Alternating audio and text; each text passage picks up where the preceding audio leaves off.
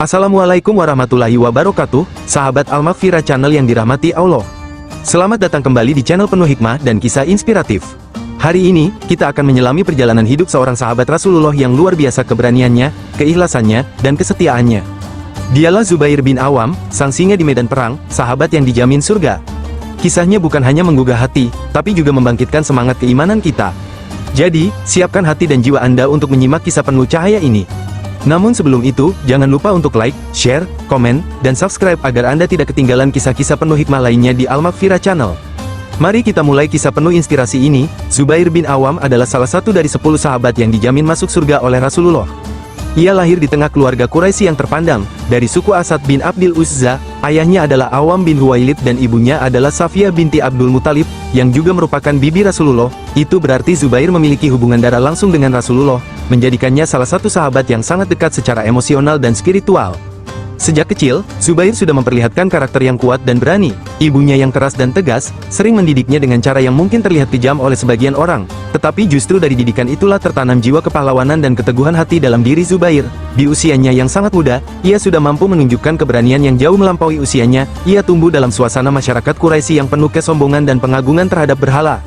Ketika dakwah Islam mulai disampaikan secara sembunyi-sembunyi oleh Rasulullah, Zubair termasuk golongan awal yang masuk Islam. Ia memeluk agama Tauhid ini pada usia yang sangat muda, yakni sekitar 15 tahun. Keislamannya tidak disambut dengan hangat oleh keluarganya. Ia justru menghadapi siksaan yang keras dari pamannya sendiri, yang berharap Zubair akan kembali kepada agama nenek moyangnya. Namun, Zubair tetap tegar dan tidak goyah sedikit pun. Dalam satu riwayat disebutkan, pamannya pernah membungkus tubuh Zubair dengan tikar, lalu menggantungnya di atas api agar ia murtad. Tapi dengan penuh semangat, Zubair berkata, "Aku tidak akan kembali kepada kekafiran selama-lamanya." Kalimat itu bukan sekadar perlawanan, tapi bukti keteguhan iman yang membara sejak awal dakwah Islam. Keberanian Zubair begitu terkenal di kalangan sahabat, bahkan Rasulullah pernah bersabda, "Setiap nabi memiliki hawari, penolong setia, dan hawariku adalah Zubair bin Awam." Julukan Hawari Rasulullah menjadi bukti bahwa Zubair bukan hanya sahabat, tapi pelindung setia yang siap berkorban jiwa dan raga demi Rasulullah dan Islam. Dalam peristiwa hijrah ke Habsah, Zubair termasuk salah satu yang turut serta. Ia menunjukkan kesetiaan luar biasa dalam perjuangan, tak pernah absen dalam setiap medan dakwah dan jihad. Saat umat Islam masih lemah, Zubair berdiri sebagai perisai yang kokoh, dan saat umat mulai kuat, ia menjadi tombak yang menusuk barisan musuh-musuh Islam. Zubair juga dikenal sebagai seorang pemuda yang gagah dan cerdas. Ia pandai menggunakan pedang, tombak, dan memanah. Tak heran, di kemudian hari, ia menjadi salah satu komandan pasukan Islam yang paling ditakuti di medan perang. Namun di balik kegagahannya, Zubair tetap rendah hati, lemah lembut, dan sangat mencintai Rasulullah. Kesetiaan Zubair kepada Islam tidak pernah surut. Ia termasuk dalam kelompok yang selalu berdiri di barisan terdepan dalam membela Nabi, baik secara fisik maupun moral. Ia adalah contoh nyata bahwa iman, keberanian, dan kesetiaan bisa menyatu dalam satu pribadi dengan sempurna. Sosoknya adalah teladan bagi generasi muda muslim sepanjang zaman. Keteguhan iman dan keberanian Zubair bin Awam benar-benar teruji ketika medan jihad terbuka lebar. Ia adalah salah satu dari segelintir sahabat yang ikut dalam Perang Badar, pertempuran pertama antara kaum muslimin dan kaum Quraisy. Meski jumlah pasukan muslim saat itu jauh lebih sedikit, namun semangat juang mereka membara, terlebih dengan hadirnya para sahabat pemberani seperti Zubair. Dalam pertempuran itu, Zubair tampil sangat mengesankan. Ia mengenakan serban kuning dan menjadi salah satu sosok paling menonjol dalam barisan kaum muslimin. Zubair bin Awam tidak hanya kuat secara fisik, tetapi juga cerdas dalam strategi. Dalam Perang Badar, ia berhasil menumbangkan beberapa musuh dalam duel 1 lawan 1. Rasulullah begitu kagum dengan keberanian dan keterampilannya. Bahkan dalam riwayat disebutkan, Jibril pun turun dengan mengenakan serban kuning seperti yang dikenakan Zubair. Ini menjadi isyarat tentang kedudukan istimewa Zubair di sisi langit. Perang Badar menjadi bukti bahwa Zubair adalah salah satu tulang punggung kaum muslimin di medan tempur. Selanjutnya, Zubair juga tampil gagah berani dalam Perang Uhud. Ketika pasukan muslim sempat kacau karena kesalahan beberapa pemanah, Zubair tetap bertahan bersama Rasulullah. Ia menjadi tameng hidup, menghadang musuh yang hendak melukai Nabi. Keteguhannya dalam melindungi Rasulullah menjadikan namanya kian harum di kalangan sahabat. Ia bukan hanya pemberani, tetapi juga sosok yang amat mencintai Nabi dan rela mati demi keselamatan beliau. Dalam Perang Khandaq, Zubair juga mendapatkan tugas penting dari Rasulullah. Ia diutus untuk mengintai pergerakan pasukan musuh, sebuah misi penuh risiko yang hanya bisa dijalankan oleh orang yang benar-benar berani. Tanpa ragu, Zubair menjalankan tugas itu dengan sukses. Rasulullah bahkan bersabda, "Setiap nabi memiliki hawari, penolong setia, dan hawariku adalah Zubair." Julukan ini semakin menegaskan bahwa Zubair bukan hanya sekadar prajurit, tetapi juga orang yang amat dekat di hati Rasulullah. Salah satu momen paling bersejarah adalah saat penaklukan kota Mekah.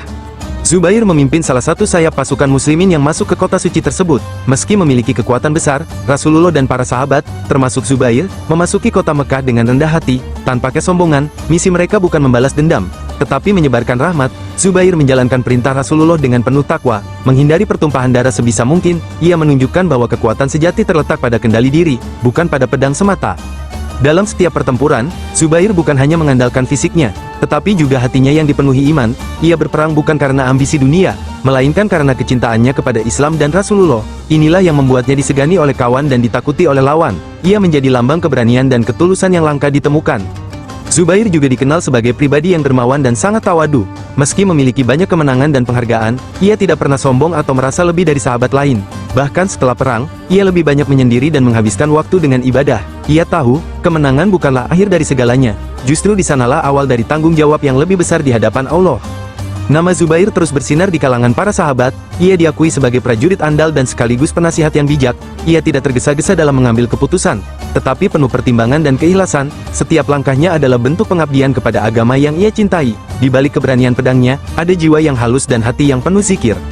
Sahabat Al-Maghfirah Channel, dari pertempuran demi pertempuran, kita belajar bahwa keberanian Zubair bukanlah sekadar fisik, tetapi lahir dari iman yang mendalam. Ia rela mempertaruhkan nyawanya demi kebenaran, dan tetap menjaga akhlak mulia dalam setiap tindakannya.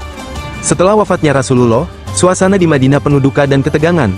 Banyak kaum muslimin yang kehilangan arah dan bahkan ada yang mulai ragu terhadap kelanjutan Islam. Namun, di tengah kekacauan itu, para sahabat setia seperti Zubair bin Awam tetap kokoh.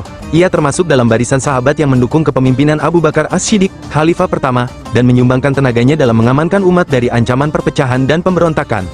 Zubair juga turut serta dalam perang Ridha, yakni perang melawan orang-orang murtad dan nabi palsu setelah wafatnya Rasulullah. Ia berjihad bersama pasukan muslim untuk memastikan bahwa dakwah Islam tetap terjaga dan tidak ternoda oleh fitnah dari kaum yang menyimpang. Zubair memahami bahwa mempertahankan agama tidak hanya dilakukan di masa Nabi, tetapi juga dalam situasi genting setelahnya.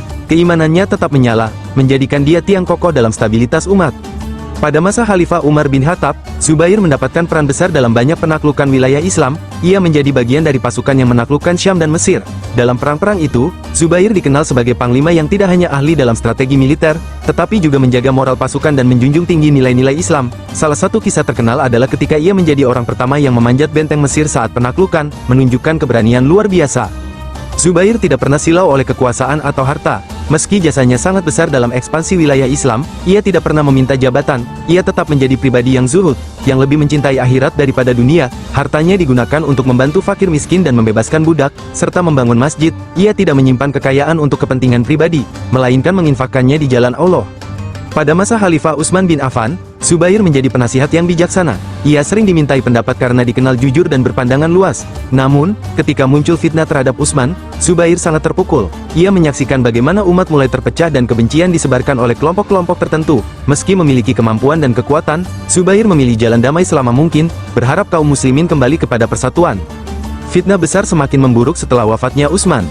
Ketika Ali bin Abi Thalib menjadi khalifah, situasi umat belum juga stabil. Zubair sempat terlibat dalam konflik politik yang kompleks. Ia awalnya mendukung Aisyah dalam peristiwa Perang Jamal, karena ia merasa keadilan atas pembunuhan Utsman belum ditegakkan.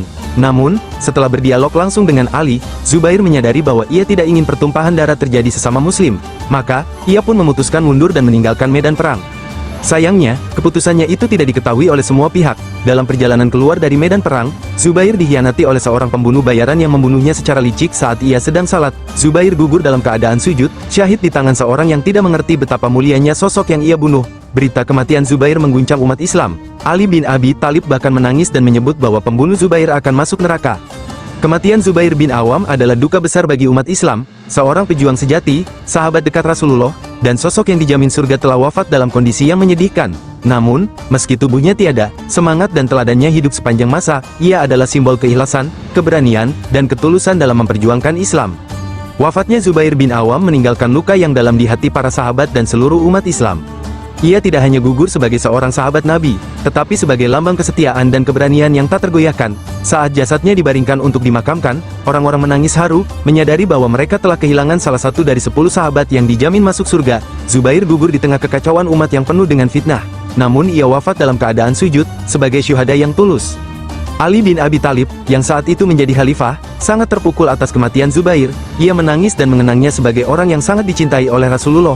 Bahkan Ali berkata, beritahukan kepada pembunuh Zubair bahwa neraka tempatnya. Ucapan itu menggambarkan betapa dalam rasa kehilangan Ali terhadap sosok Zubair. Meski sebelumnya sempat terjadi ketegangan politik, namun ukhuwah dan kasih sayang sesama sahabat Rasulullah tetap menjadi fondasi kuat yang tak tergoyahkan.